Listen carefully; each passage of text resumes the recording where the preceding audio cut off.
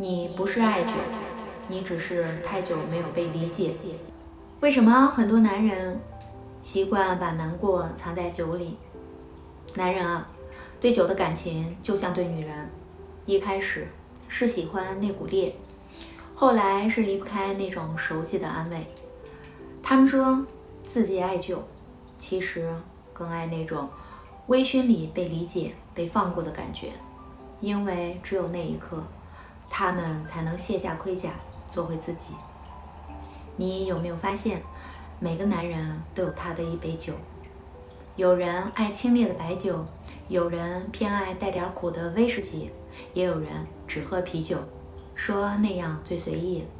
可不管是哪一种，喝下去的那一刻，他们都一样，眼神会慢慢变柔，语气也会变轻，仿佛世界终于肯对他们温柔一点。他们笑着碰杯，其实是怕自己沉默太久。他们说来干一杯，其实是在对自己说撑住，没事儿。所以啊，酒从来不只是酒，它是一种仪式，一种心理安慰，一种男人在这个世界上为自己找到的不被问为什么的出口。白天的男人啊，是不允许崩溃的，他们可以胃痛、发烧、加班到深夜，但绝不能在任何人面前说我撑不下去了。于是夜里那一杯酒就成了唯一的出口。他们喝下去的不是酒精，而是那些白天没敢表现的疲惫。我认识一个人，每次喝酒前都会说我今天就放松一下，可一喝完眼神就变得空。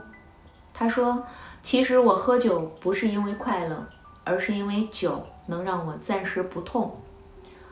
这句话我到现在都记得。他不是想醉，只是不想清醒，因为清醒太难，要面对现实，面对家人，面对那个永远得撑住的自己。你可能不知道，男人最会假装轻松的时刻，就是在酒桌上。那是他们的战场，也是他们的避风港。在朋友面前，他要讲笑话，拼酒量，装得很开心，可其实心里早已经千疮百孔。那一瓶又一瓶喝下去的是面子的味道。有个男同事阿杰，每次公司聚餐都拼命喝，别人说他能喝，其实他一点都不喜欢酒。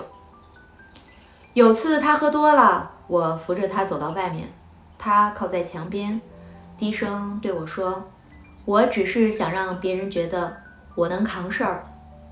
那一刻，我心里忽然酸了。原来男人的酒量是扛出来的，不是练出来的。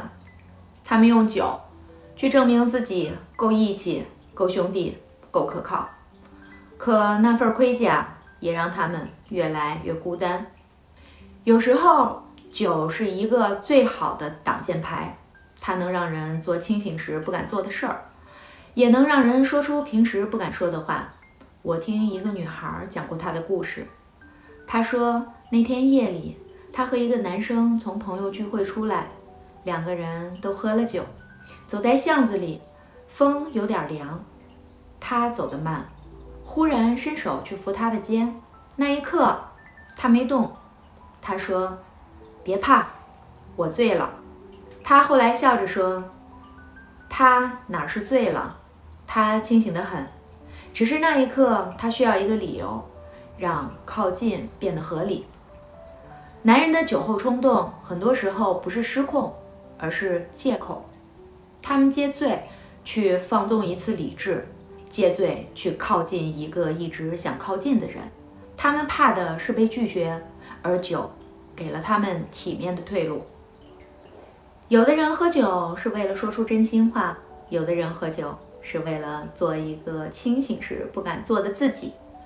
有个听众跟我说，他喜欢一个女生很久了，但每次见面都装得云淡风轻。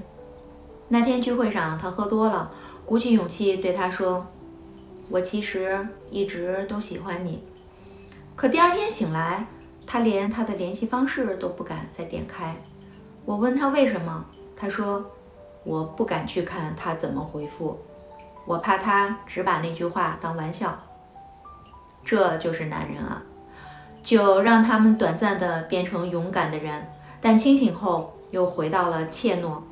他们需要酒来点燃勇气，也只能在醉里完成真话。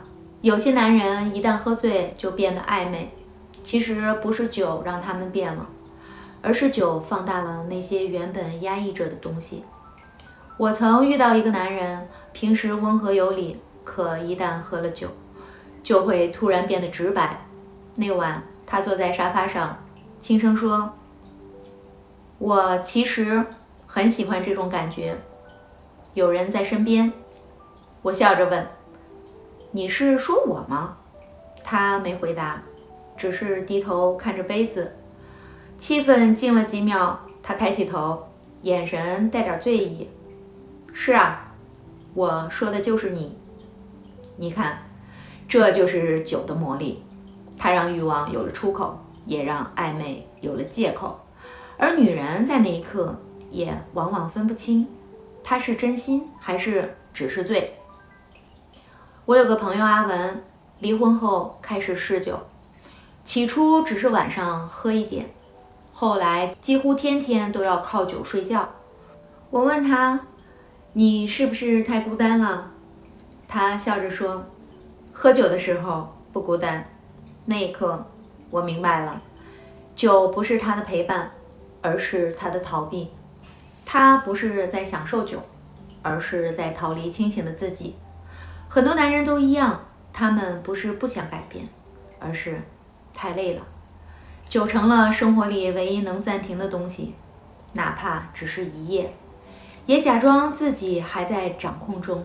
可真正残酷的是，第二天醒来，一切依然。嗜酒不是豪放，是失控。那些说我喝酒有度的人，往往已经开始离不开它了。我见过一个男人戒过3次酒，每次都成功几天，但只要遇到一点挫折，他就会说：“我真的没事儿，我就喝一点儿。”可那一点儿从来没真的止步于一点儿。到后来，他已经记不清自己为什么喝，酒成了他生活的一部分，就像呼吸一样，不是为了享受，而是为了维持。喝酒喝到最后，不是放纵，而是孤岛。他被困在那杯酒里，越想逃越深陷。所以啊，喝酒这件事儿从来都不是为了快乐，而是男人唯一被允许的脆弱。他们在酒里逃避、表演、释放，也在求救。如果有一天你看见一个男人喝醉，不要笑他，那可能是他最后的求生方式。我想对你说，你不是爱酒，你只是太久没有被理解。如果可以，试着在清醒的时候也让自己被看见。不需要酒，不需要醉，只要敢对一个人说：“我很累，但我还想好好活。”今晚的最后一句，留给正在听的你：别再用酒去藏你的痛，因为有时候有人愿意懂你，你只要敢开口，